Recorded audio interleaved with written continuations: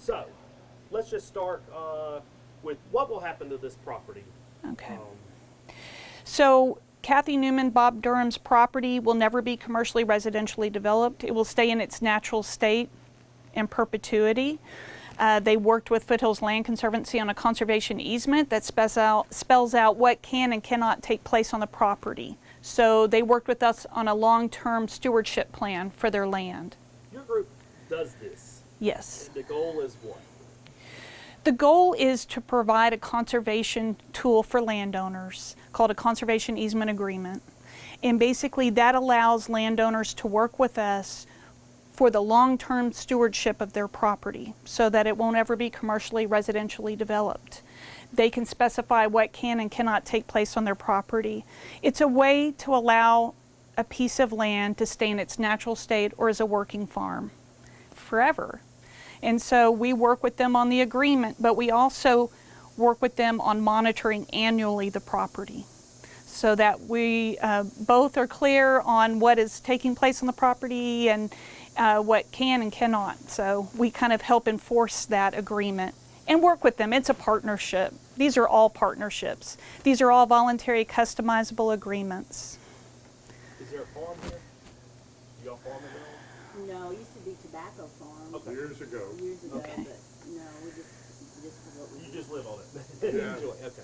All right. So how do other people, if other folks might say, well, I might be interested in doing that with my property, what's the outreach here, your message? Sure.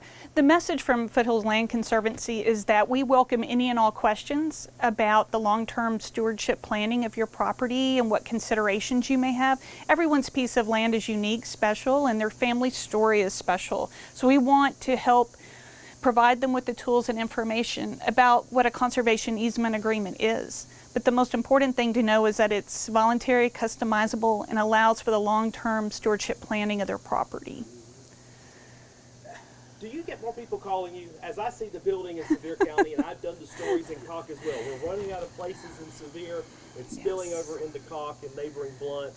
Do you get more calls from people that say, hey, I want to make sure that my property just doesn't get cut up when I die?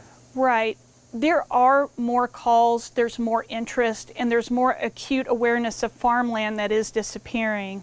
So we are getting more calls, more inquiries.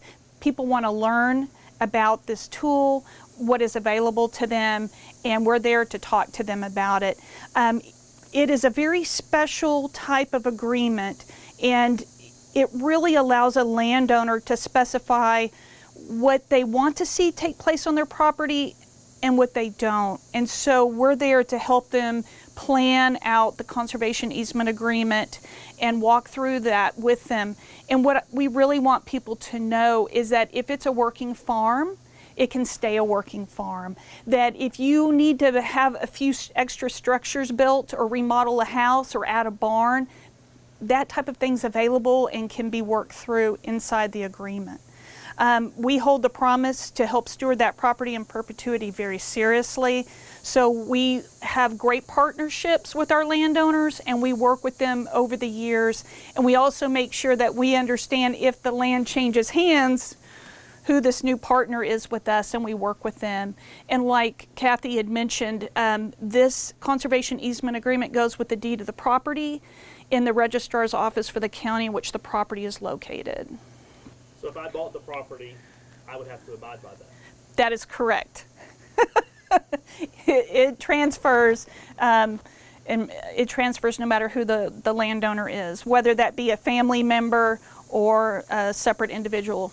Why do you think this is important, though? As we see all of the building that we have, I mean, there's a debate in Sevierville right now, 1,000 homes, maybe 2,000 planned for a little small, what was a farm. Yeah. Well, I will be honest, I moved here in 2005 from Texas, so I am not a local, but I will tell you, after having worked at Foothills Land Conservancy for 16 years and seeing all of the changes and the growth here, which all of us on one level really welcome and understand, I think there is a balance, a quality of life, and what attracts people to our region, the rural character, the farmland, the woodlands, the forests, the national park, these are all things that we want to individually come together and say, perhaps looking at maybe preserving my property. If that resonates with me, then maybe I want to look at that, pursue it, and maybe I want to help keep part of our uniqueness in our natural features intact. And that's something that all of us in our hearts have to look at in the long-term kind of view. We're in the forever business at Foothills. And so I would suggest, if you have land, if you love it, talk to us, see if it would be the right fit for you, to look and explore a conservation easement.